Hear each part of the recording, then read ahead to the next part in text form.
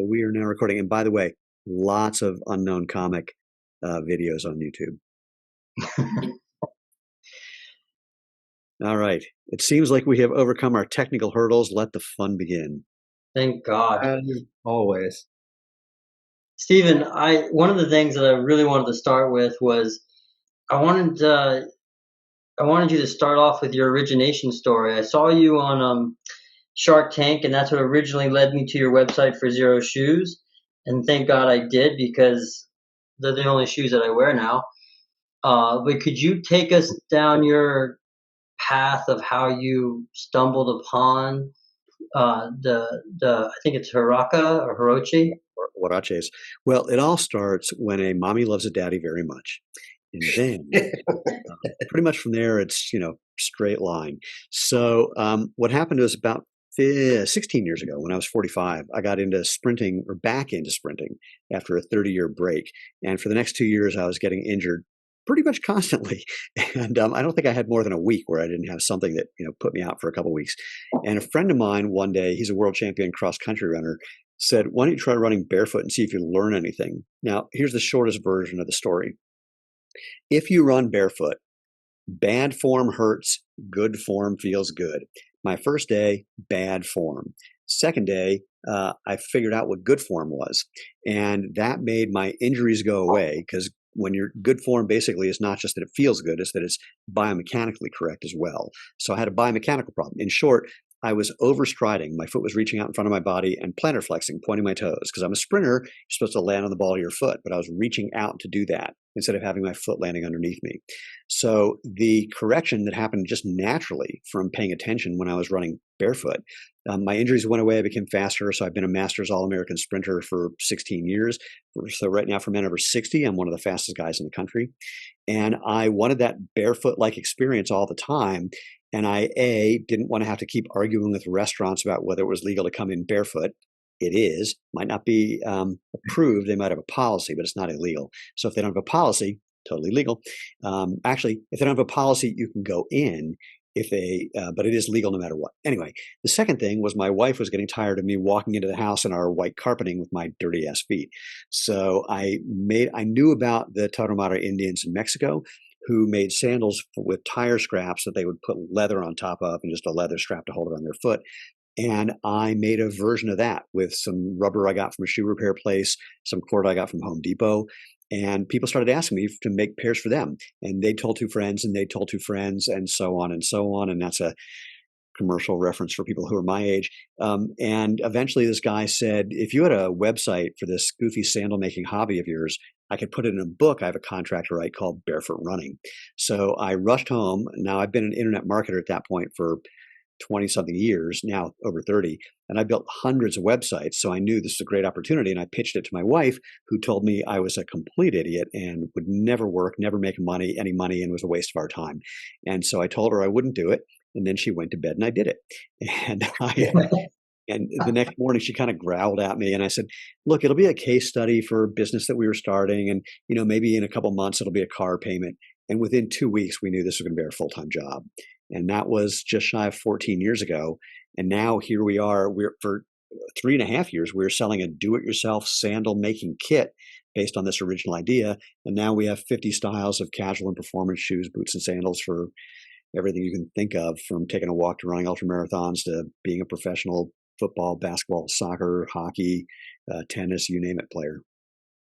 That's amazing. The other thing that I wanted to point out that we have in common is my wife is also Jewish. And I've come to her with several ideas, and she always says, no, that's not going to work. It's a terrible idea. And then we're the flip side. Since now I argue, we're technically Jewish, or I used to call my parents Christmas and Easter Jews. So, they went to synagogue on the high holidays. But I have, my Jewish identity is at best barely there. And my wife was raised with nothing in particular, but she's just a really, really smart business person. So she kind of looked at this thing where we had, this goofy ass sandal thing, and went, I don't see it. But she was smart enough, happily, that the moment she saw this is real, she walked into the kitchen and went, I'm all in. And she was originally our COO, CFO. I'm kind of, chief marketing officer, and was doing a lot of product development as well. Well, I read her story on the website, and apparently, yeah, she was like, yeah, okay, those are nice. But then she tried them Right, and loved them. right. As Joe and I both mentioned in our previous podcast, once you go barefoot, it's very difficult to go back. And Yeah, she went back to another shoe and said, "Oh my feet are screaming for those huaraches or huarache." huarache. Yeah. Yeah. Well, what happens is there's a big chunk of your brain that is wired to get information from the 200,000 nerve endings in your feet. And when it can't get that info, it literally changes shape and sort of shuts down. And when you start giving it that stimulation that it's looking for, it's just like, oh my God. And when you get that stimulation, it's your brain then knows how to move your body correctly. It knows how to adjust to the terrain that you're on, what you're stepping in. And when you get used to that, it's just really it's literally addictive because we are wired to look for how we step on things, basically to figure out if there's something good nearby: food, water, shelter. I don't know how knowing what you're stepping on is good for finding people to sleep with, but that was an evolutionary motivator. So, but suffice it to say, this is what we are built to do. And when you get in the way of that with, big, thick shoe with a whole bunch of padding that you can't feel anything through, that's a problem. Yeah, no, and I think that's a great segue. We're a physical therapist, and I'm also schooled in nutrition. I know you were a pre-med, so the discussion that when you're talking about those free nerve endings, you're not talking about the free nerve endings in and by itself.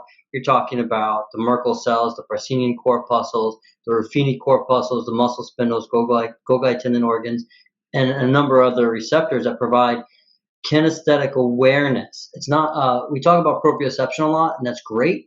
But one thing that I want to be quick to point out, in your other podcasts, you've brought this up and you've talked about this uh, a lot, is that when you develop calluses, you actually become more sensitive to the kinesthetic feel, the feel of your body, not only in space, but the feel to like touch, the feel to pressure, the feel to quick stretch or prolonged stretch or pressure.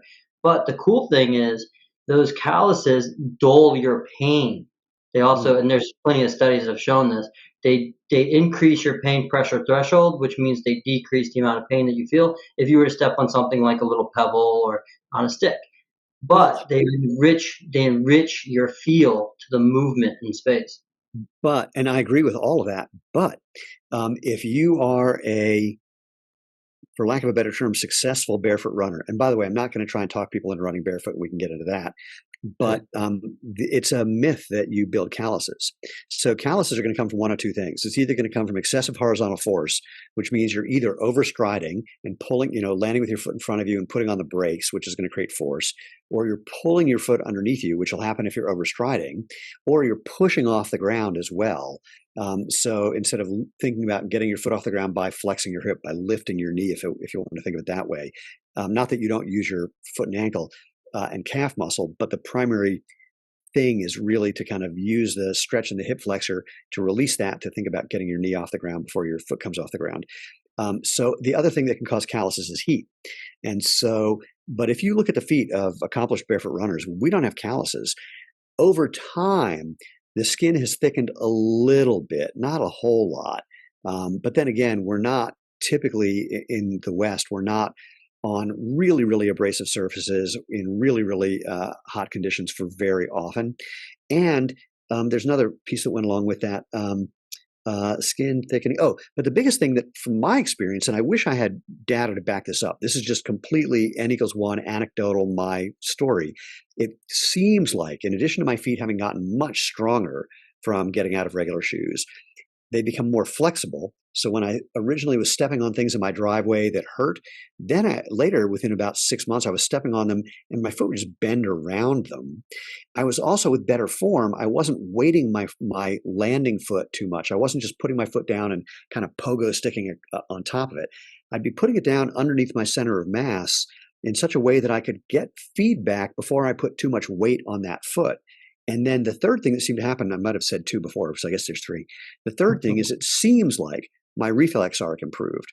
So if I started to step on something that was going to be unpleasant, I was off of it more quickly. So again, I have no evidence for that. That's just the way it feels with the way that I respond to the ground now compared to what I did when I started doing this, 15 years ago or 16 years ago. Well, in the physical therapy, in the medical world or engineering world, those forces you're talking about is called shear and torsion. Correct. Shear force, torsion forces of landing and pulling. And you don't want to pull with your feet. And that's the difference. If you start running barefoot, you learn not to pull. And Right. I want to go into that a little bit because there's some conditions, a new condition that's relatively been discovered or discussed within the medical community that you see a lot of athletes deal with in hamstring syndrome. But coming back to what you're talking about, there are studies that have looked at ground reaction forces. They've looked at the biomechanics of the foot, where you can draw that indirect perspective of increased flexibility. One of the things I was talking with Joe earlier about was that if you are landing with the heel and pulling with the heel, you are using different musculature. But when you look at the talus, and I have a model here, so let me show you. Oh, mine's in the other room. If We took if you are a lot of time to set up our models and shoes and everything. I like what you have going on over there. You've got everything behind you. You've got your big cushion shoe right next to you. Oh, yeah. But I had to tear our clinic apart right before I came home looking for this foot model, but we were able to bring one. So Yeah.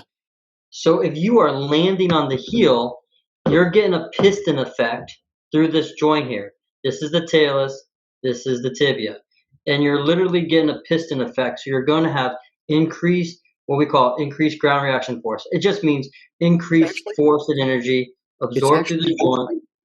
to be clear, it's actually not increased. If you look at the force plate data, what happens is that there's two ways of putting it. So the maximum ground reaction force you're getting is basically the same if you're landing on your heel or not, because that's going to peak at mid stance. What happens is you get what Harvard's Daniel Lieberman calls an impact transient force spike. So when you're landing on that part of your calcaneus, basically sort of the back part, the proximal part, then it is doing exactly what you say. So what you see is an initial spike before the kind of normal bell curve that you would find if you're running barefoot. And the interesting argument in the literature is some people say, well, that spike doesn't matter. And what Irene Davis, who is one of the leading researchers on minimalist footwear, says it's not that the spike is happening; it's the fact that it's so fast and so short, you literally can't respond to it. So that spike of force is going straight into the tibia, and then it's going to land at whatever the weakest joint is upstream, in your patella, in your hip, your back, somewhere.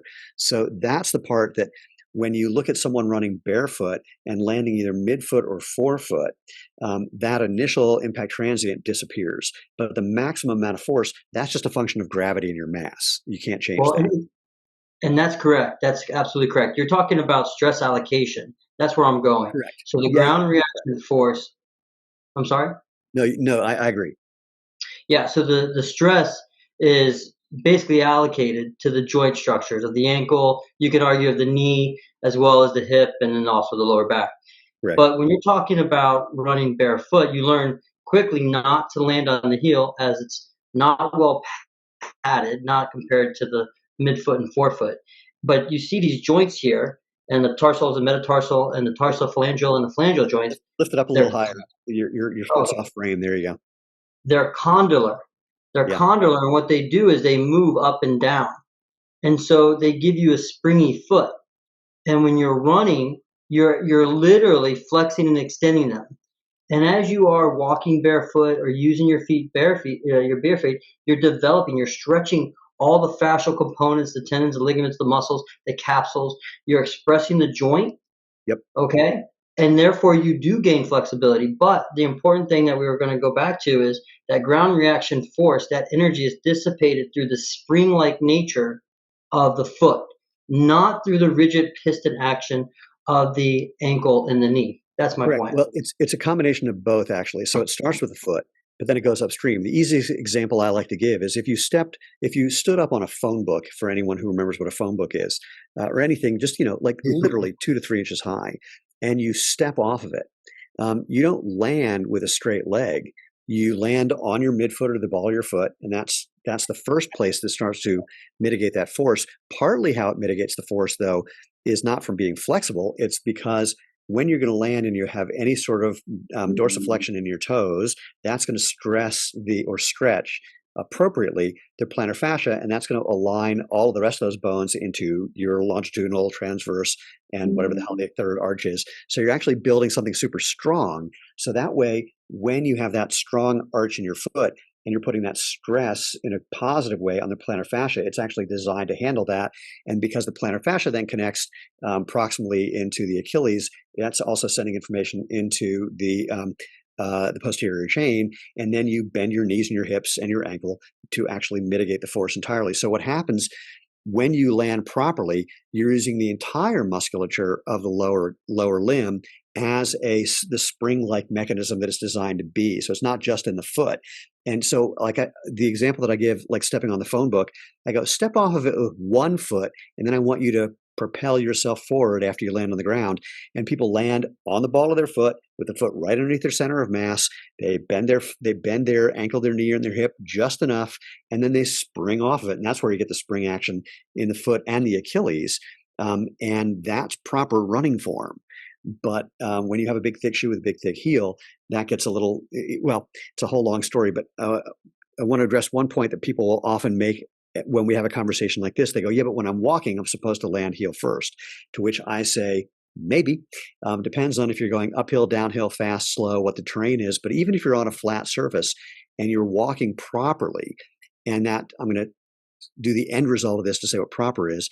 Proper is using your glutes and hamstrings as hip extensors as prime movers, which means that if you don't throw your swing leg in front of you, you'll land with it pretty much underneath your center of mass again. And so rather than landing on the backside of the calcaneus, if you will, you land sort of, on the bottom of it. You roll over the bottom of your heel instead of, let's think of it, if you think of the back of your heel as 9 o'clock and the bottom of your heel at 6 o'clock, instead of landing at 9, you land on like 5:30 or 6. And that's a whole different game than what most people think of when they're walking. David Sedaris, the writer, is living in France, and he said his French friends accuse him of walking like an American. And he said, what does that mean? And they said, you throw your legs in front of you, which is, you literally don't see that in the third world. You don't see that in places where they don't have indoor plumbing. You don't see that in places where they don't have big, thick shoes. And you also see that they have more developed glutes and hamstrings. And that's why their footprint looks a bit different as well. Correct. Yeah, I've heard you mention that before, and even it's almost daily now. I'm talking with patients earlier. I'm going back because everybody heard heel toe. So everybody's really putting that heel out there. And I'm like, yeah, we've said that. I've said that years ago, and now we're got to reel it back in and say, okay, it's not the back of your heel though. You do exactly like you said, you're coming closer to the front of that heel and then rolling through the toes. When you're walking, but when you're running, if you're landing with your foot near your center of mass, not even necessarily under it, you just literally can't do that. And if you want to see something funny, in the movie Air, about the development of the Air Jordan shoe, there's 3 things that are funny. One is whenever Phil Knight is not in a meeting, he's in bare feet, which cracks me up. 2, when you see anybody running, they're all running with perfect running form, landing midfoot underneath their center of mass. They're not overstriding and heel striking like Nike would tell you is the way you're supposed to do it. And the third is when they hand Michael the first shoe they make, the first Air Jordan, they say something like, I'm paraphrasing, we know you like to be lower to the ground so we can shave this down some. So that first Air Jordan was practically a minimalist shoe. And now, all hell has broken loose ever since. Well, and I just want to go back. When we're talking about the spring, I'm not talking about just the spring of the foot. But what I want to mention, you've talked about this in some previous podcasts with some physicians that you were discussing this topic with. We talk about the glutes. We tend to always segment musculature. And the problem that we have in medicine is that we're always thinking from an isolationist perspective. Right. The glutes, the back, your lats, your rotator cuff, your quadriceps, your calf, they're going to work together. So yeah, Michael Johnson says it perfectly in his master class about sprinting. When he's running as a sprinter, he's trying to get maximum dorsiflexion, not by striking that heel, but as you said earlier, trying to get to that 5:30-ish so he can dorsiflex. And the reason he wants to do this, and he says it, is because that's going to maximize the energy absorption of potential energy, of kinetic energy to potential energy back to kinetic energy as he Right. springs off the legs. Right. Right. Yeah, he's basically trying to preload the Achilles as much as possible. And now I will say, sprinters love to say that that it's all about dorsiflexion and you're landing with your toes pulled up and your foot pulled towards your knee. But you actually watch them in slow motion. It's not quite what's happening. It's not. I mean, it's certainly not. I don't know how you measure angles. It's not shallower than 90 degrees, but you're also just not pointing your toes. So if you watch slow motion of Usain Bolt, and there's a bunch of videos that are showing that, he's definitely not dorsiflexed in a way that you think. There's a place in the gait cycle and as a sprinter where that's typically the case, but it's reactive. Like when your foot is coming off the ground, there is sort of a natural dorsiflexion during the swing phase, but as you are extending the hamstring, as you're extending the knee and trying to slow that down with the hamstring, that naturally lets your foot drop some, but not like you're pointing your toe. You have to watch it in slow motion. And what's really fun is if you watch the video of Usain Bolt sprinting in slow motion, and you go, God, his form is amazing. And then you look at the other 7 guys in that race, they look exactly the same.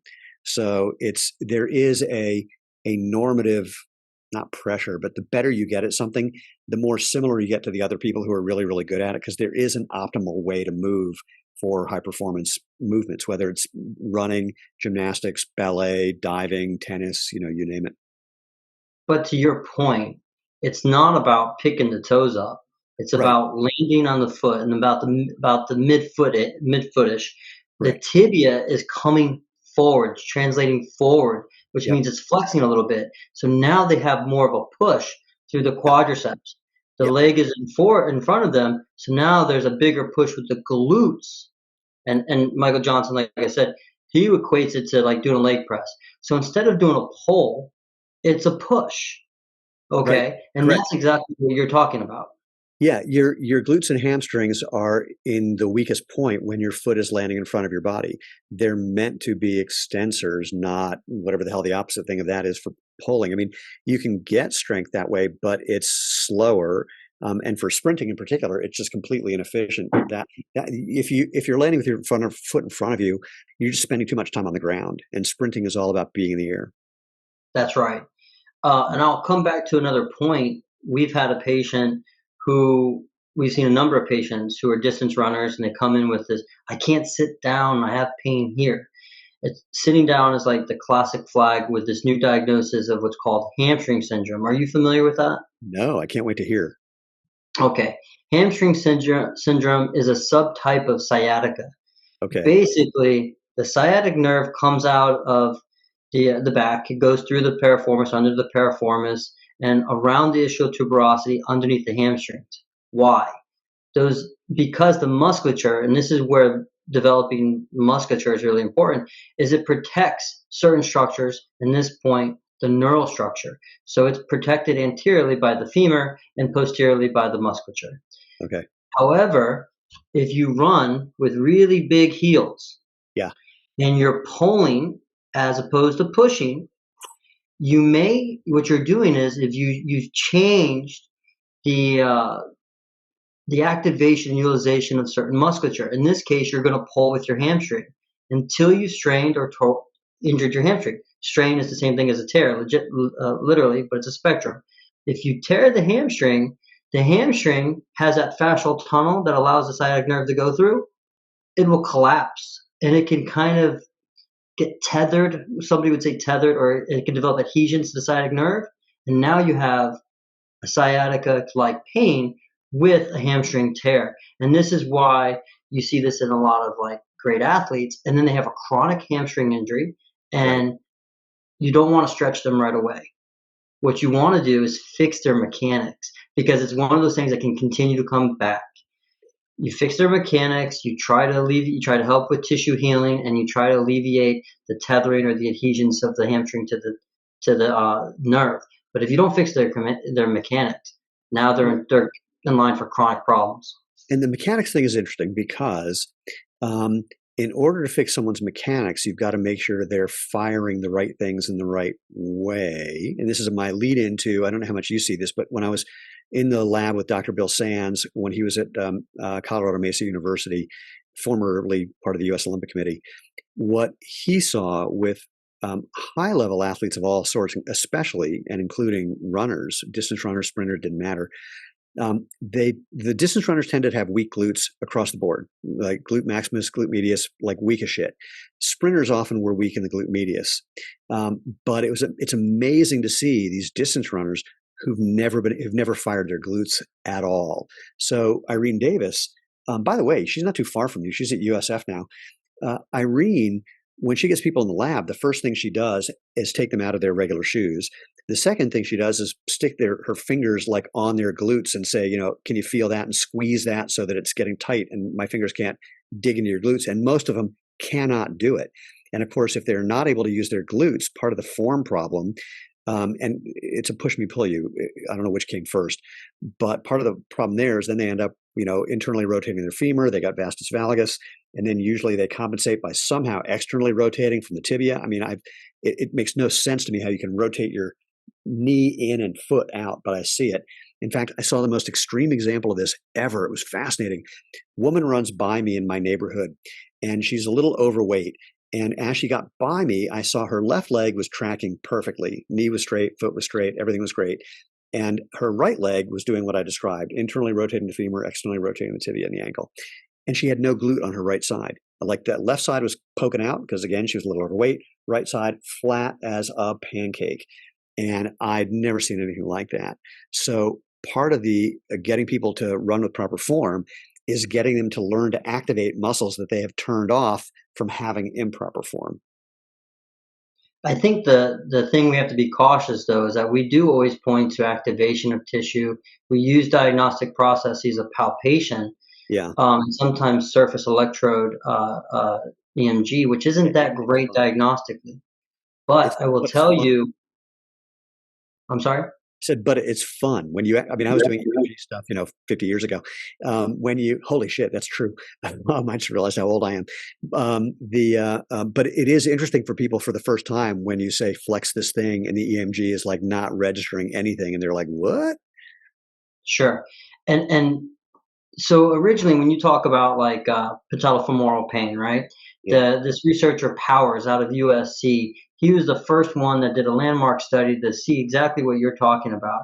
When the foot's connected to the ground and they're squatting, you have internal rotation and adduction of the femur underneath the kneecap, the patella, making it look like the patella was dislocating. But the problem was at the hip.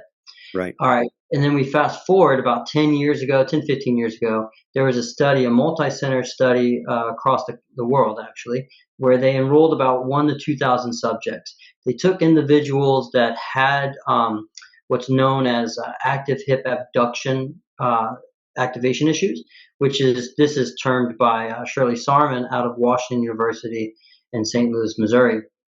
And what they did was they wanted to understand why these people with back pain and hip pain, why do they have this abnormal activation pattern? Or as you said before, weak glute med, max, and then prominent hamstrings. And what they found was, well, they did it a number of different ways. They took measurements using flock of birds, which is a way to digitize one's skeleton and look at their biomechanical movements. They then used fine wire EMG, and then they used a video fluoroscopy. And what they did was they saw that they all had something in common. It was an exaggerated heel-to-toe mechanics. Brilliant. And people that did not have these issues were able to strike at the midfoot. They're not running or walking on their toes. They're striking at the midfoot, dorsiflexing, and pushing off and progressing. So then part of this study, and this is really important, they tried to figure out how do we change the activation pattern of dorsiflexors, hamstrings, and hip flexors versus calves, quadriceps, glutes, and then invariably also the posterior chain of the core. Right. They tried a number of different techniques. Nothing really worked. So one thing they finally did was they said, let's walk barefoot. They had them walk barefoot. Yeah. And when they walked barefoot, they could not stride on their heel because it's not comfortable. You lose your balance. It's inefficient. So they started doing exactly what the people. Oh, wait, you froze for a second. You said when they switched to being barefoot, they couldn't they couldn't land on the heel first because, and then you froze for a second. Well, anybody who's tried walking barefoot, they realize how uncomfortable it is to walk on the heel and pull through the heel. And so the moment that they felt that stress, they went to midfoot. They shifted midfoot. They dorsiflex.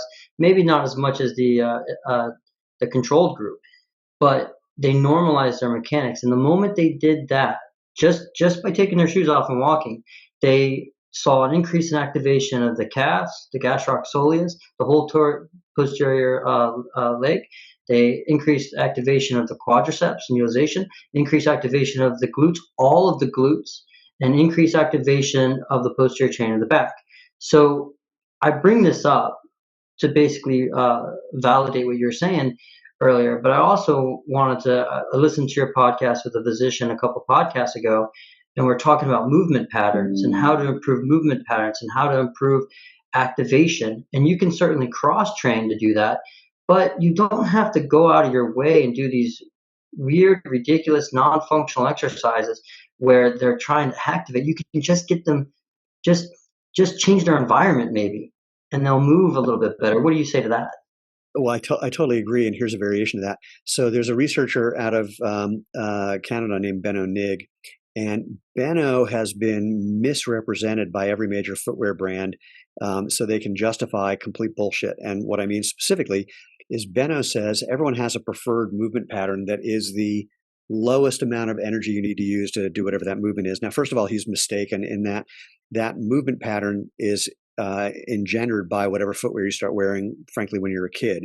So you develop, it becomes more efficient for you because you develop a movement pattern based on your environment, the shoe you're wearing. And the way the big shoe companies have used this is to say, oh, he says that you basically don't want to artificially try to change this. Now, this came from his own experience where he was working with some coach who tried to get him to move differently, and then he got injured, and he came to the conclusion it was from learning how to move differently instead of whatever the hell else it could have been. It could have been a myriad things. But, I immediately said that whole philosophy is bullshit because there's no preferred movement pattern if you're a gymnast. You don't have a preferred movement pattern for a double twisting, double backflip until you learn to do a double twisting, double backflip. And along the way, you will creeble out and fall on your face hundreds of times till you figure it out. So now that said, it is interesting when you watch gymnasts over time. It was fun. My best friend, his dad, took 8mm film of us from the day we started in junior high school to the day we graduated high school.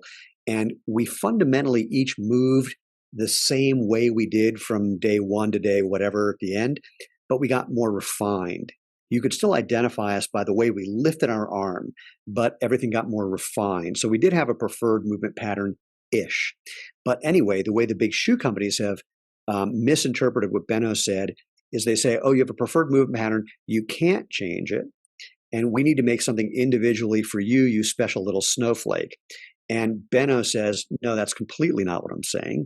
And in fact, I said to him, so you're telling me that if someone went barefoot, their movement pattern wouldn't change? He goes, oh, no, it absolutely would because of the different feedback. And so, but he says, but the issue with shoes is all the running shoes people are wearing are fundamentally the same.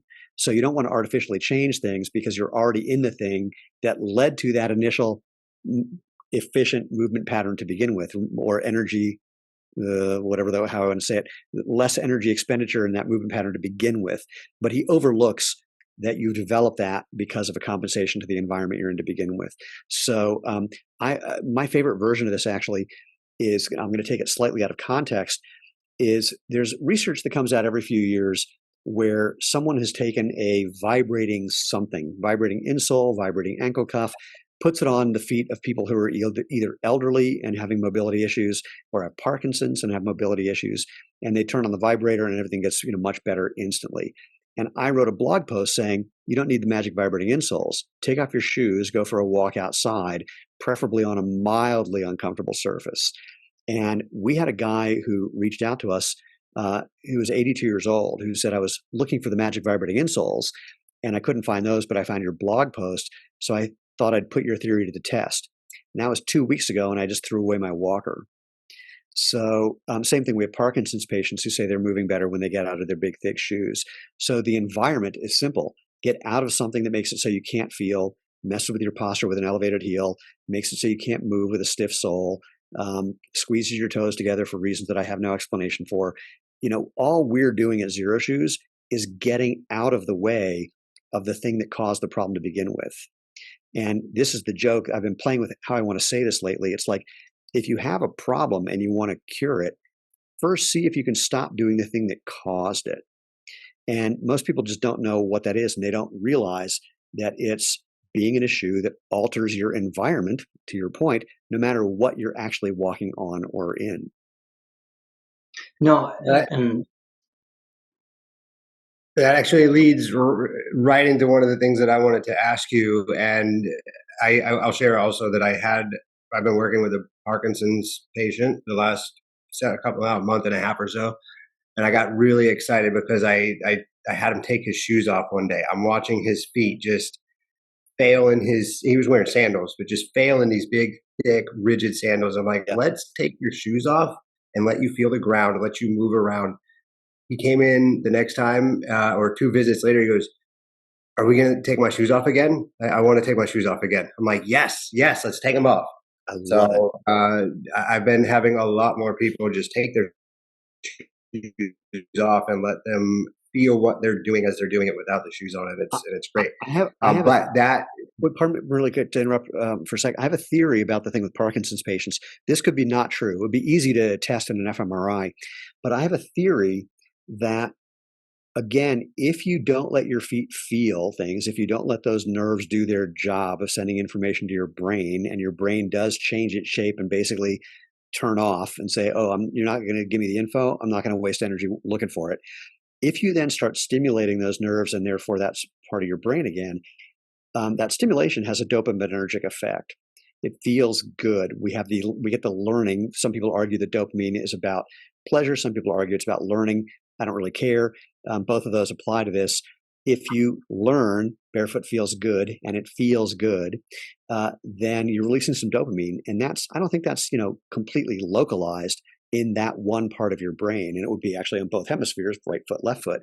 So I think that part of the impact that people have, the beneficial impact that people have if they have Parkinson's when they get out of their shoes, is literally from the mild increase in dopamine, which is, of course, part of the problem with Parkinson's. That's a very interesting theory and thought. Yeah. It's a theory. It's just a theory at this point. Stephen, have you ever heard of osteokines, myokines, and neurokines? Yes, but hold on. Was there a question that I interrupted? I don't think so. No, I was going to ask, because we were talking about. I'm just convincing people or showing people that, listen, your shoes that you've been wearing for all of this time, and looking also at our profession, even the physical therapists that are still wearing Hokas and different supported and inserts and recommending these to people. And I'm thinking, why, like, what is taking so long to catch up, or what is taking, like, where are you missing this thought, this input? Yeah, the why is really stupidly simple. Companies with huge amounts of money have been convincing us of things that are bullshit with two methods.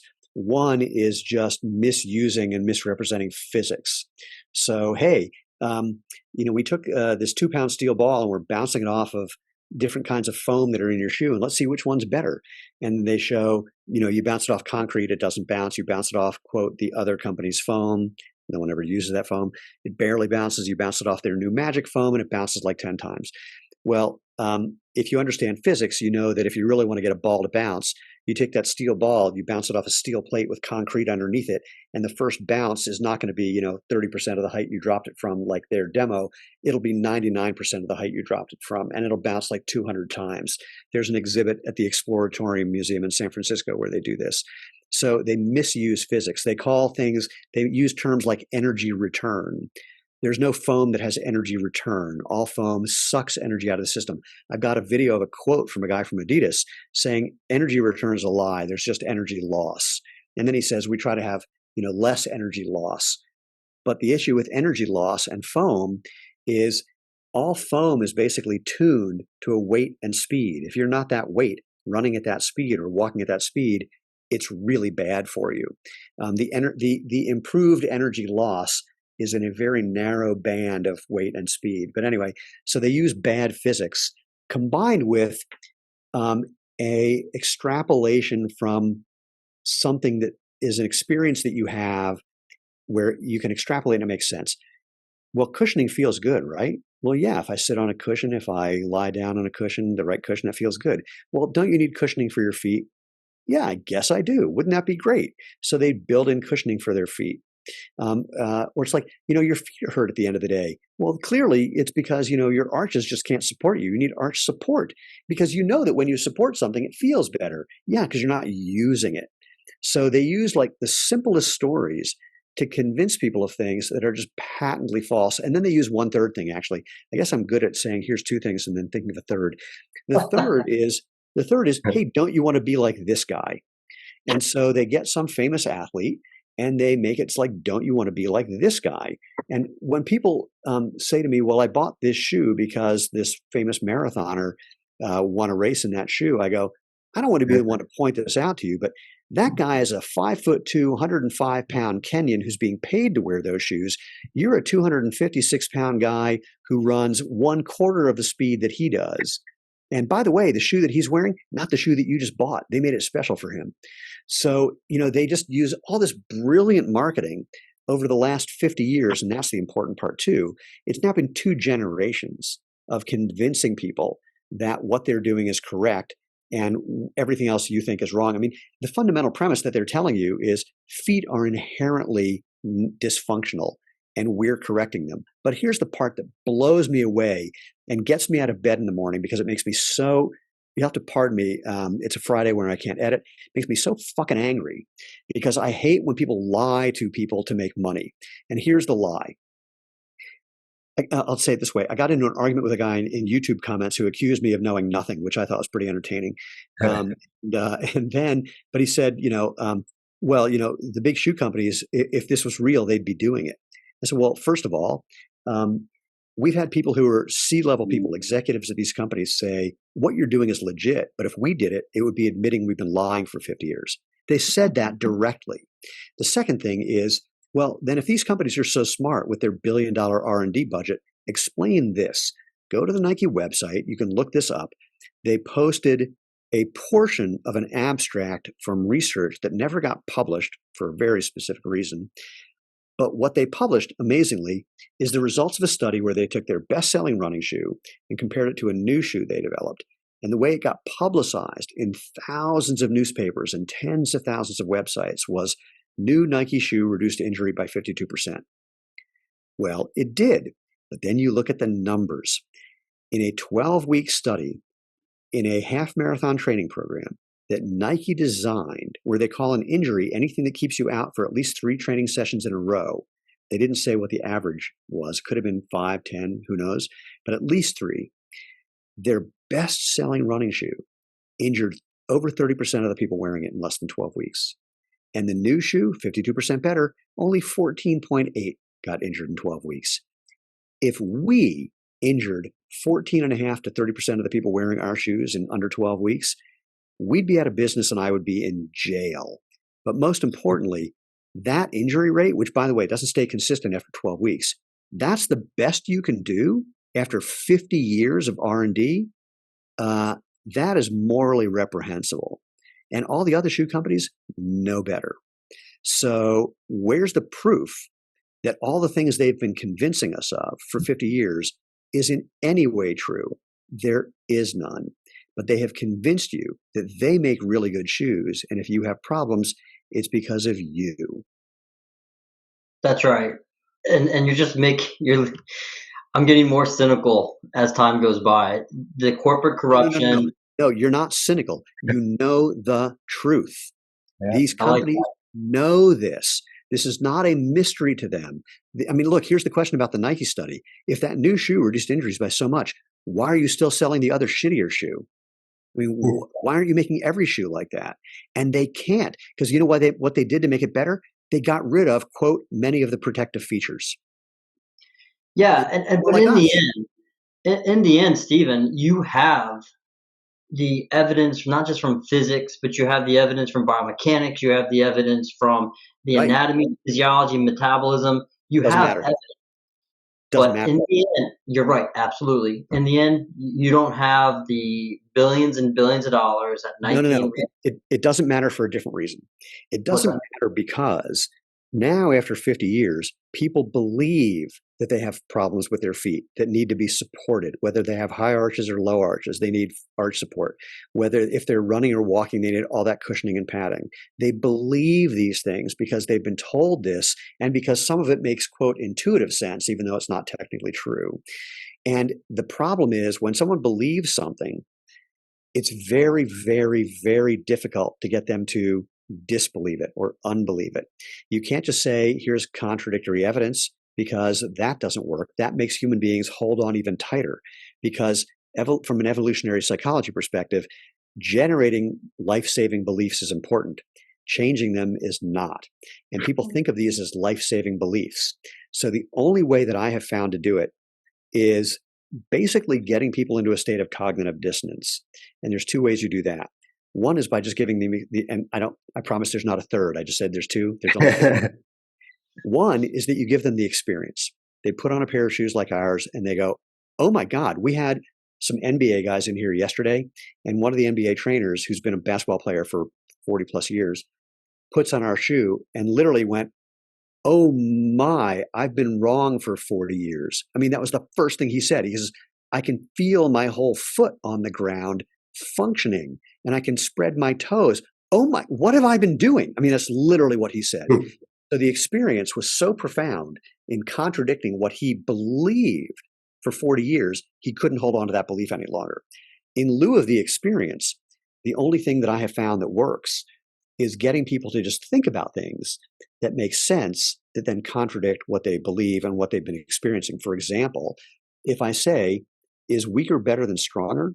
People go, no. I go, well, how do you make something stronger? Like if you wanted to make your bicep stronger, what do you do? They go, I do bicep curls. Right. If you wanted to make your bicep weaker, what do you do? They go, well, don't use it. Yeah, put it in a cast, put it in a sling. It gets weaker in just a matter of weeks. So you have 110 muscles, ligaments, and tendons in your feet. If you want to make them stronger, what do? They go, I don't know, like use it or something. Yeah, what do you do to make it weaker? Not use it. Right. So here's a normal shoe that doesn't let your foot move. What's it doing to your foot? And they go, oh. I go, so what would happen, do you imagine, if your foot gets weaker from not using it? And then they tell you all the problems they've already been having.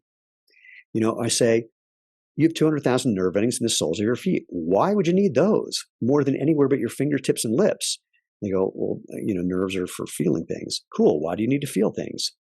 Well, I guess to know how to move properly. Great. How much can you feel through all that foam? Oh, yeah, that doesn't make sense. Cool. So your body is properly aligned if you just stand in bare feet. What happens if you, like lean forward a little bit? How do you stay balanced? Oh, I have to like arch my back or bend my knees or something. Cool. Well, that's just what happens when you raise your heel in a big, thick shoe with an elevated heel. So where do you think the stress is going? Oh, right. And they just point to the joints that are already hurt. So getting people the biggest thing, frankly, is the experience part. And if we had enough money, that goes back to your point. Oh, crap, I had a third. If we had, this is a corollary, doesn't count. This is 1A.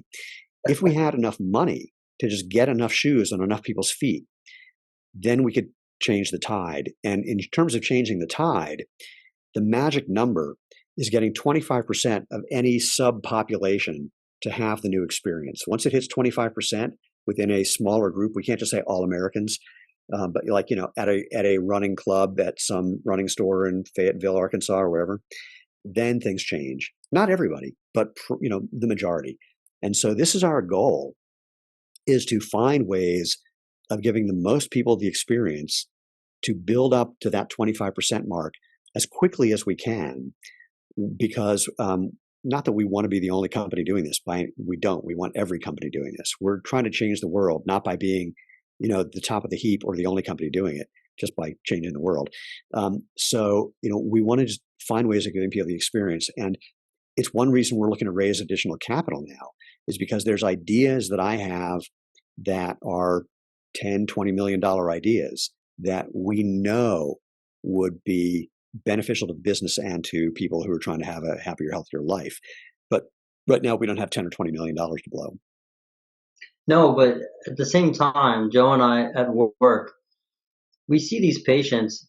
I'll give you an example. We had a gentleman, young guy in his 30s, runner, comes in, chronic hamstring issues, seen a bunch of different therapists, couldn't resolve the issue, had to sit down, talk with him, say, when he saw us, hey, listen, it's called hamstring syndrome, and this is what needs to be done. Don't see him for a little while, a year, 2 years later, he comes in, yeah, when you told me about that, I just took my shoes off and I ran barefoot, and I haven't had the problem since, and I felt great. So one patient at a time, Yeah. we're experiencing that. Yeah, At I the don't have that same kind of time. So I have a well, joke.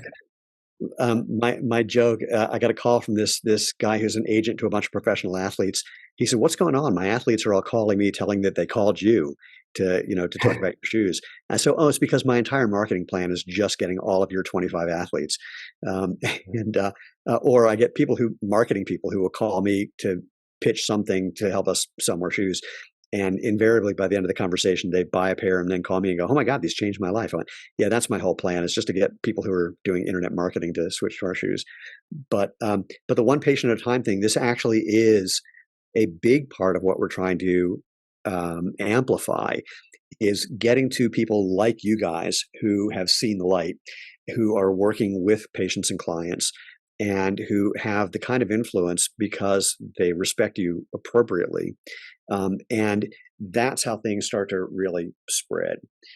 And there's nothing that you as a practitioner, this is going to sound ironic, would want more than someone who comes to you for one session, goes home, takes off their shoes, finds that everything's fine, and then will be talking about you to everyone they ever meet from that day forward who has a similar problem to what they first presented.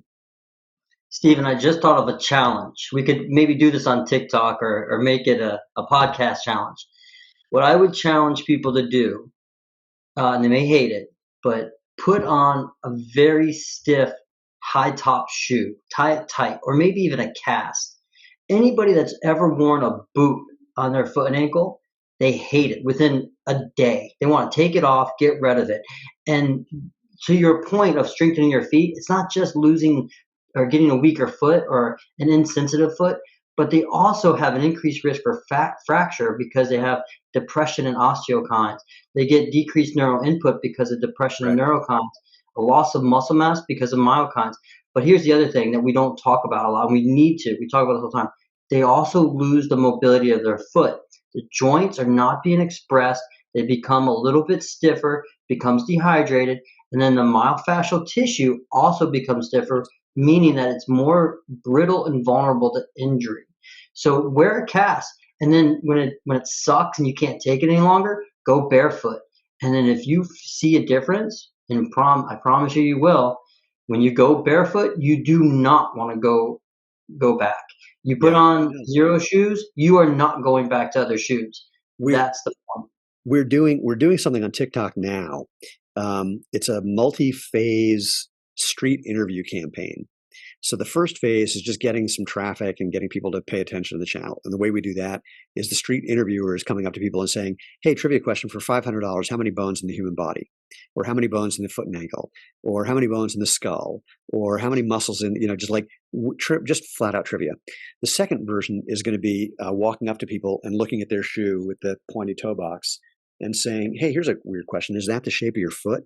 It's like, "What? Take off that shoe and let's take a look at the shoe compared to your foot." And they're going to go, "Oh, that doesn't make sense. If you're trying to shove your foot into something that squeezes your toes together, what problems might that create?" And then they'll tell you all the problems. That's phase two. And then, of course, we end it with, try something that doesn't squeeze your foot together. The third version is they take off their shoe and then we have them put on a pair of Xero shoes and just walk around and capture their experience. The fourth version is after that, we capture them when they put their regular shoes back on. And everyone was like, "Oh, yeah, these feel horrible now." And then the last version, we take some people and say, "If you're willing to throw away the shoes that you walked over here in exchange for the ones that you're wearing, I'll let you keep them." And then we just watch people go to the trash and throw their old shoes away. And we're hoping that we, get some real traction with that whole campaign because it's super fun. And it's literally just capturing in real time the things that we see all day, every day when people come to our store. Give us the link and I'll put it on our webpage and our podcast. I will do that. You'll see it's a new page. If I'm not mistaken, it's just tiktok.com at Xero.shoes instead of just Xero Shoes. So we're doing this on a separate channel for now because TikTok doesn't like when brands do certain kinds of things. They like it when it's individuals. So don't tell TikTok that's No. us. Yeah. Well, I think that takes me to another question. I have two children. I have one child who has a disability, and I've been a fervent advocate for them to be barefoot as children. But the problem that I run into when I'm looking for shoes, because they have to wear shoes to go to school. That's I don't know if it's illegal, but it's certainly frowned upon. But I have a very difficult time finding the zero drop shoes, the wide box. Right.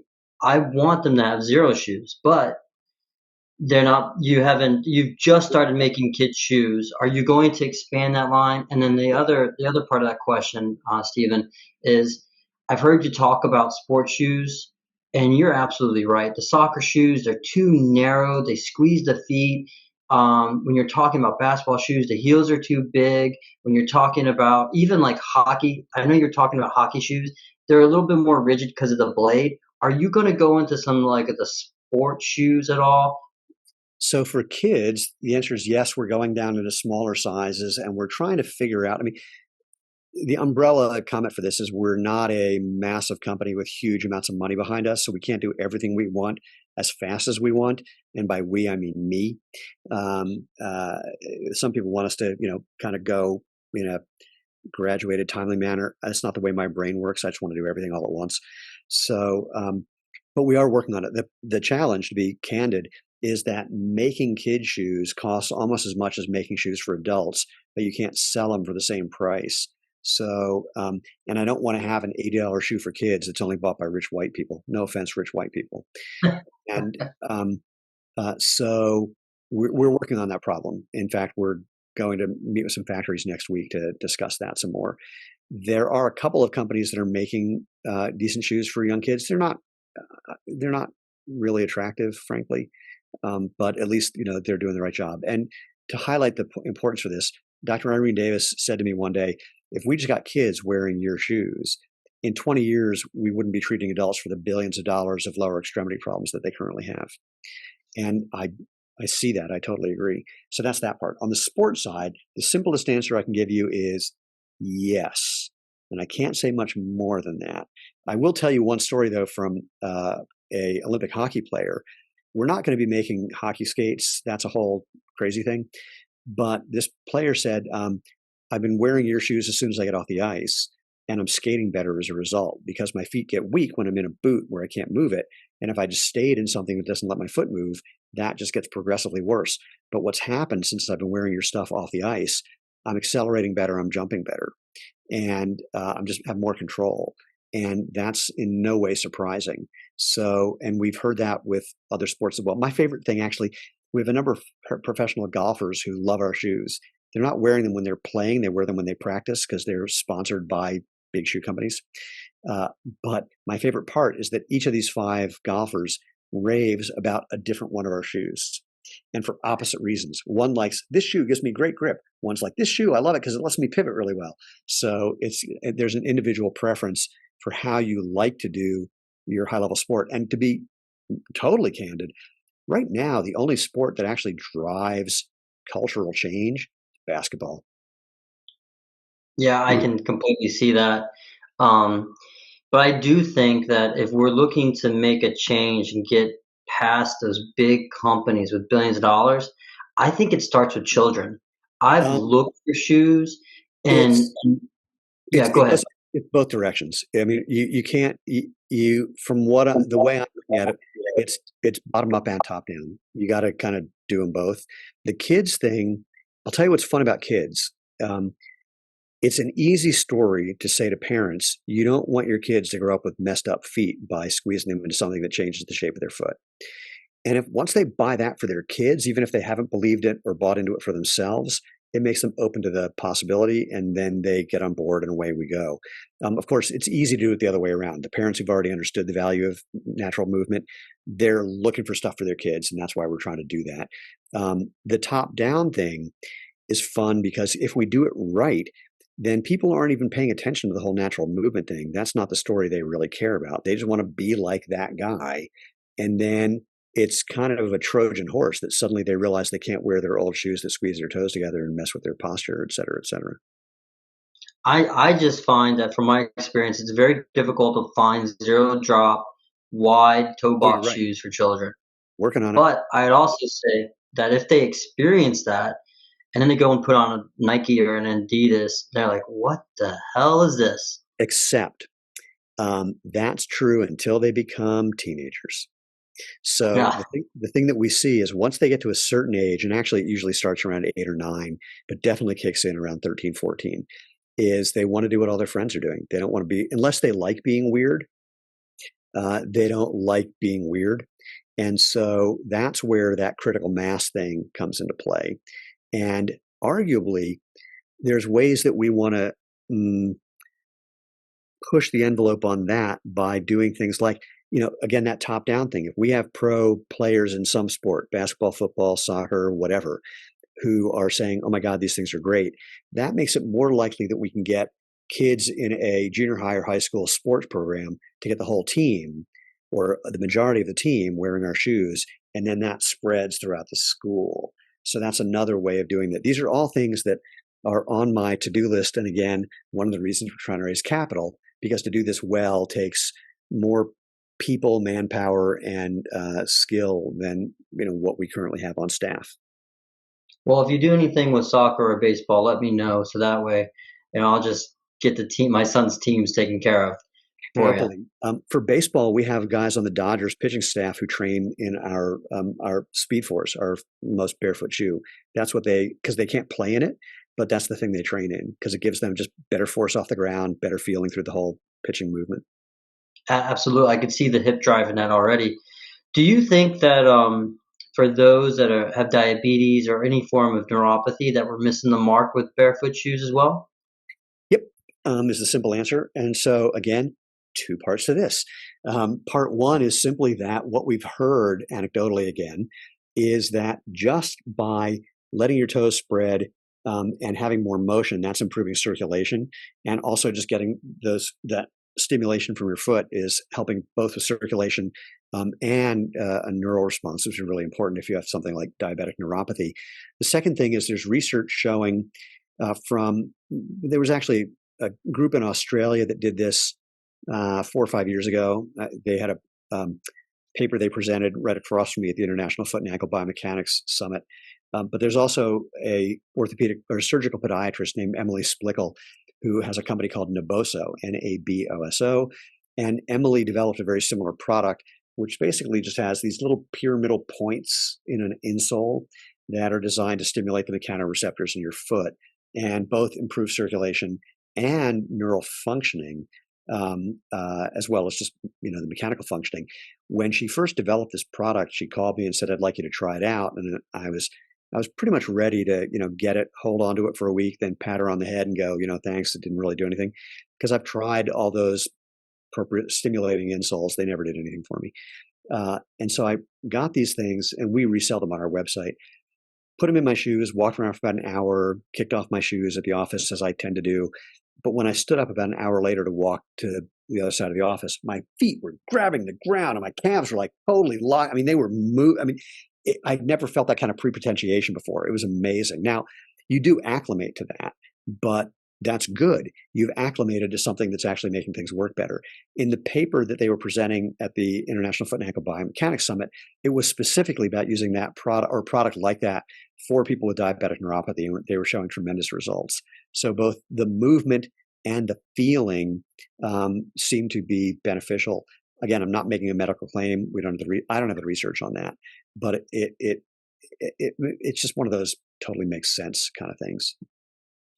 Well, you don't have to. It's interesting. The Aussies and the physical therapy and the medicinal world, they're terrific at finding research and utilizing research in proprioception. They call it as far as kinesthetic awareness is concerned, gravitational sensory information. And the individual that was the one who gets the credit for discovering the core, so to speak, is an Aussie, Carolyn Richardson. Oh, funny. Oh yeah, they do a number of things to increase gravitational sensory information so that you're stronger and more resilient to your environment. And they work with golfers and they work with a ton of different other athletes. And they very rarely bring that education to the Americas, but they're ahead of us by far.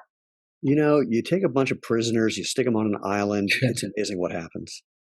With a bunch of indigenous people as well, who happen to walk barefoot. Who know better. There's a British guy that I know who's going to Australia for business for the first time. He's going through customs. Do you have anything to declare? What are you coming here for? Do you have a criminal record? He goes, oh crap, do you need one still? Well,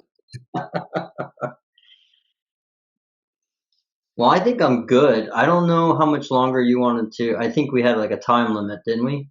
Yeah, probably. Here, I'll do an obnoxious thing and check my calendar while we're talking. That's fine.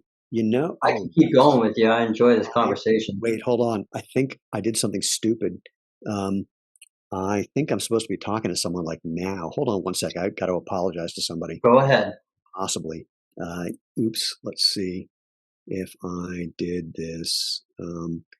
Pardon me. Wait, what? Yeah. Oh, yeah. Yeah, I gotta. Oh, man, sorry. Well, I'm glad. No, Stephen, you're fine. Okay. I'm actually okay. I was mistaken. Happily, we've got a few more minutes. Okay. Well, why don't we do this, Stephen? I've really enjoyed this conversation with you, and I think we could go down this rabbit hole and talk about more of the physiology, the anatomy, more of a ton of different things. I would love to hear more about potential ideas that you have and Well, improving the culture and whatnot. But why don't you provide us with some of the resources that we can either connect with you from Movement podcast to your TikTok challenge to your website to buy shoes. Please give us your information so our audience can look you up. well, first of all, I just want to thank you guys. It's been a pleasure. And secondly, clearly you've misunderstood me because that guy on YouTube told me I don't know anything. And so why don't I believe him? Finding us is pretty simple. We're at Xero Shoes, Xero Shoes.com. If you're in the EU, we're xeroshoes.eu. If you're in the UK, xeroshoes.co.uk. And we are at Xero Shoes or /Xero Shoes, wherever you happen to at or slash. But that little TikTok thing that I mentioned, Xero, is tiktok.com. It's basically at xero.shoes. So look there. My podcast, The Movement, you can find that at jointhemovementmovement.com. There's nothing you need to join. There's no secret handshake. We don't sing a song every morning. You don't have to pay anything. That's just the domain that was available. But it's where you can find all the previous episodes, of which there are a couple hundred, where I get to talk to smart people like you guys and less smart people, unlike you guys. And although actually I can't think of anybody I talked to who wasn't smart and interesting. And you'll find where to find the podcast, your favorite place that you can find podcasts, and all the links to all the places where you can engage with that socially as well. And what else? Those are the biggies in terms of finding us. When you go to xeroshoes.com, you'll find there's a link at the top that says Learn More, bunch of information in there. If you look on our YouTube channel, youtube.com/xeroshoes, bunch of videos there, both educational, entertaining, and a bunch of reviews from people who've been checking out our shoes. So I would check those out. Ooh, that reminded me of something I've got to go change on the channel now that we just launched 8 new shoes for the fall of 23. I think that kind of covers all the spots where you can track us down. Oh, and we're in about 400 or 500 stores worldwide. So if you go to our website and in the upper right-hand corner, there's a store locator link, and you can see if there's anywhere near you. And if you don't find somewhere near you, find a store near you and let us know who they are, and we will track them down until they decide to help people instead of hurt people. Oh, that's great. Stephen, thank you so much for joining us today. I appreciate this conversation. Hopefully we can have it again down the road when you're available. I look forward to what's next. Thank you so much. Thanks, buddy. Stephen, thank you. I appreciate it as well. It's been an absolute pleasure. Thank you.